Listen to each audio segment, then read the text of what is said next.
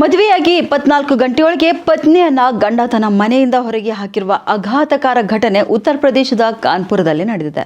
ಅದು ಮದುವೆಯೆಲ್ಲ ಮುಗಿದ ಬಳಿಕ ಪತ್ನಿ ಬಳಿ ನಿಮ್ಮ ಪೋಷಕರಿಗೆ ಒಂದು ಬೈಕ್ ಅಥವಾ 2 ಲಕ್ಷ ಹಣ ಕೊಡುವಂತೆ ಕೇಳು ಎಂದು ಪತಿ ಒತ್ತಡ ಹಾಕಿದ್ದ. ಅದಕ್ಕೆ ಆಕೆ ಒಪ್ಪದ ಕಾರಣ ಬೇರೇನೂ ಆಲೋಚಿಸದೆ ಆಕೆಯನ್ನ ಮನೆಯಿಂದ ಆಚೆ ಹಾಕಿದ್ದಾನೆ.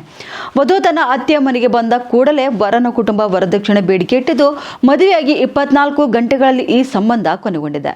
ಉತ್ತರ ಪ್ರದೇಶದ ಕಾನ್ಪುರದ ಜೂಹಿ ನಿವಾಸಿಗಳಾದ ಲುಬ್ನಾ ಮತ್ತು ಮೊಹಮ್ಮದ್ ಇಬ್ರಾನ್ ಇಬ್ಬರು ಸಹ ಮುಸ್ಲಿಂ ಪದ್ಧತಿಗಳ ಪ್ರಕಾರ ನವೆಂಬರ್ 29ರಂದು ವಿವಾಹವಾಗಿದ್ದಾರೆ. ಲುಬ್ನಾ ಮರುದಿನ ತನ್ನ ಅತ್ತೆಯ ಮನೆಗೆ ಹೊಸ ಜೀವನದ ಕನಸುಗಳೊಂದಿಗೆ ಬಂದಿದ್ದಳು. ಮದುವೆಯ ಸಂಕೇತವಾದ ಮೆಹಂದಿ ಇನ್ನು ಅವಳ ಕೈಯಲ್ಲಿ ಹಾಗೆ ಇತ್ತು.